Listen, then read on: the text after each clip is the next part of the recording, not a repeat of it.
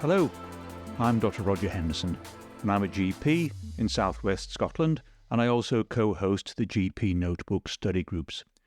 Welcome to the GPnotebook podcast, where we discuss bite-sized topics aimed at all those working in primary care. Now, you can find us on all major podcast platforms, including Spotify, Apple Podcasts, and Google Podcasts. So do please follow us to receive notifications about new episodes, and if you like what you hear, do please consider leaving a review to help other listeners find us. You can also follow us on Twitter at GPnotebook for more information about new podcast episodes and study groups, and you can follow me there too at Roger the Doctor. Finally, you can visit GPnotebook.com for podcast episode show notes and to find out more about upcoming study group meetings. Now, in this episode, I'll be discussing Pityriasis capitis, more commonly known as dandruff. Now, you might be thinking, well, I hardly see this in general practice, but actually, over half the adult population will suffer from this condition at some point. And although the majority of cases are treated either at home or from the advice of a pharmacist, we do tend to see them when treatments don't work.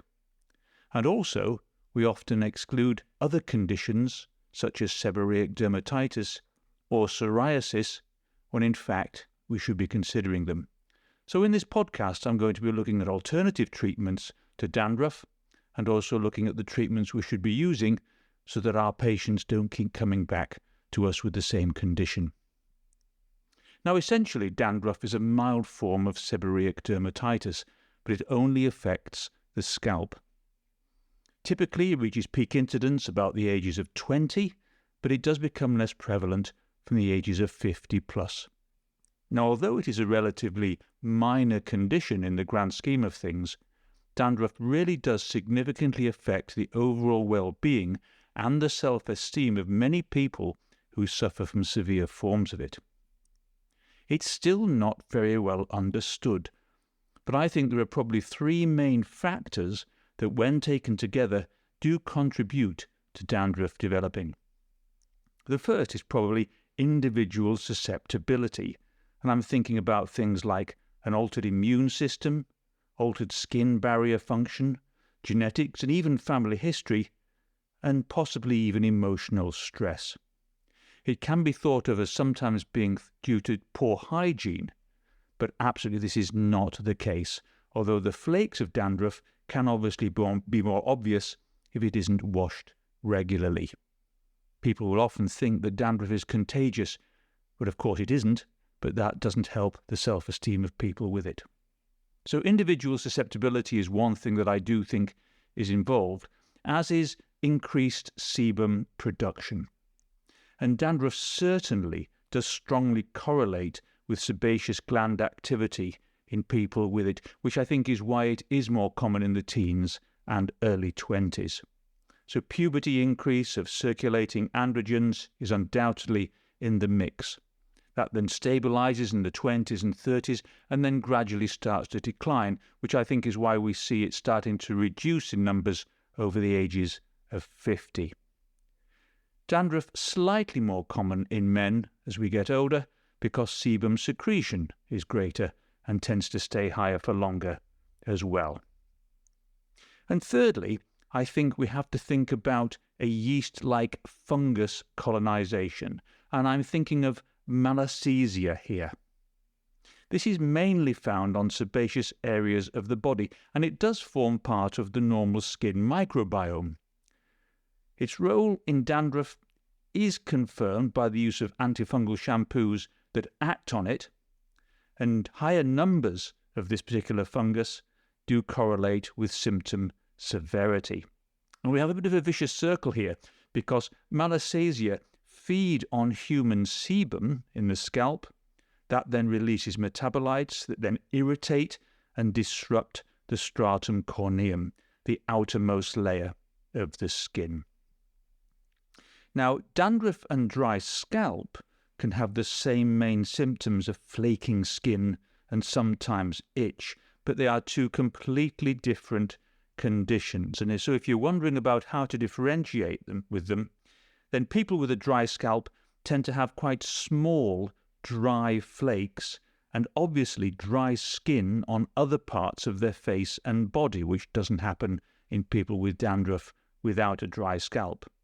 And the flakes of dandruff are generally larger because these are composed of clusters of skin cells that have become detached from the stratum corneum while adhering to each other. So the dandruff flakes are much larger.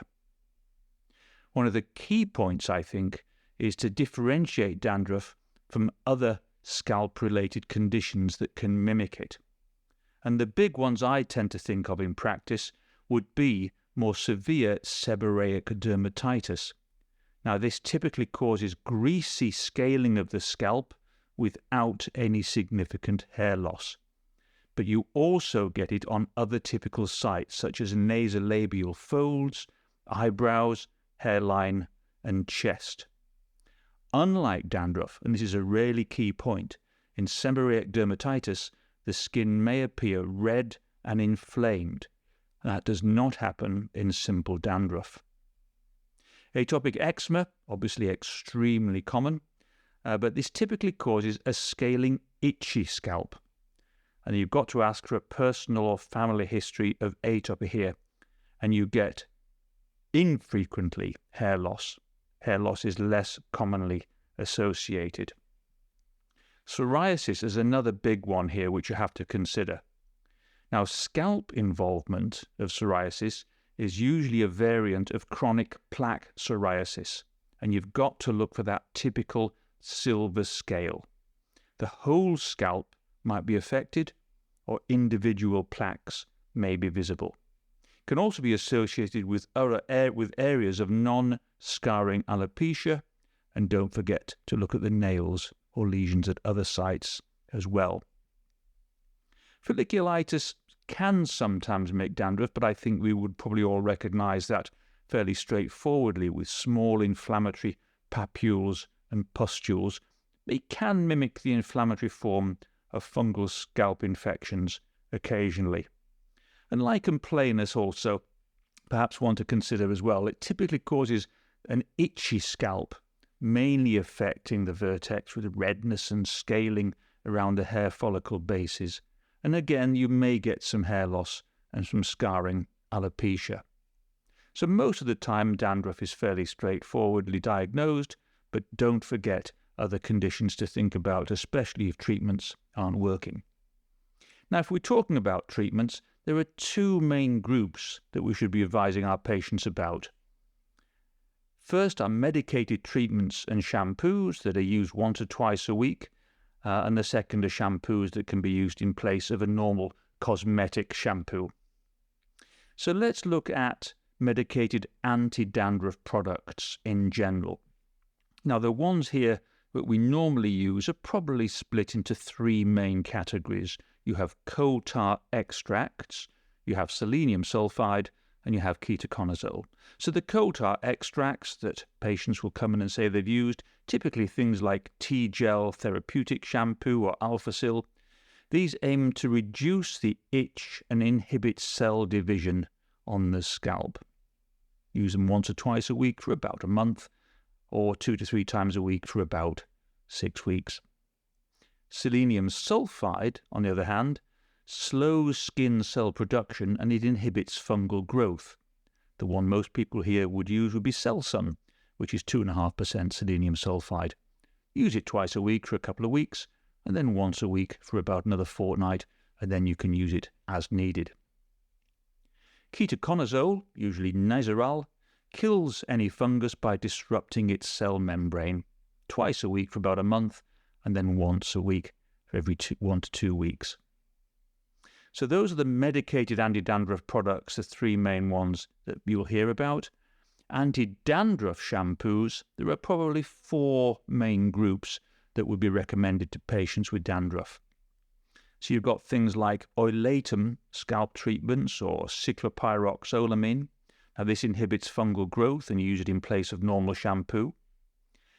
Head and Shoulders, which is obviously a big one, and also Neutrogena T-Gel Daily Shampoo, again used as normal shampoo, inhibits fungal growth. Propanediol caprylate, or Nizoral Daily, inhibits the growth of melassasia. And salicylic acid, usually in the form of Neutrogena T-Gel Daily Shampoo, you can use in place of normal shampoo, and that simply loosens skin cells and assists the exfoliation of skin cells. Now, don't forget that dandruff is a chronic condition that does require long-term treatment in the vast majority of people with it. So dandruff will often recur if treatment is stopped, and that's something we should be telling our patients. It's therefore important that patients continue to use the treatment shampoo to prevent recurrence of symptoms, and using a daily anti-dandruff shampoo as well in between any medicated treatments can also help to keep symptoms at bay. Typically, patients will come to us if their treatments aren't working, and then you've got to think about other conditions, the seborrheic dermatitis, psoriasis, contact dermatitis, and the scalp eczemas we've mentioned. Also, don't forget to look for signs of infection. Obviously, crusting, oozing, bleeding, anything like that, patients should see their GP. So I suppose in a nutshell, always use a medicated shampoo with antifungal agents in it. I tend to use ketoconazole shampoo if the dandruff persists, and I'd always advise the patients to keep using their treatment regularly as instructed to prevent any recurrence. If there are signs of infection, or if their dandruff is still persisting after a month, then they should be reassessed. So that's a very simple run-through about dandruff, and I hope that's been helpful. Do have a look at the show notes that accompany this episode at GPnotebook.com, and we'd be very grateful if you consider following the podcast and leaving us a review on your favourite podcast platform. Do feel free to get in touch via social media at GPnotebook or email support@GPnotebook.com if you have any questions, comments, or even ideas for future podcasts. We'd love to hear from you. You should also visit us at GPnotebookeducation.com to register for our virtual GP Notebook study groups and download free resources and shortcuts to help improve the lives of our patients in primary care. So, until the next time, thank you for listening, and goodbye.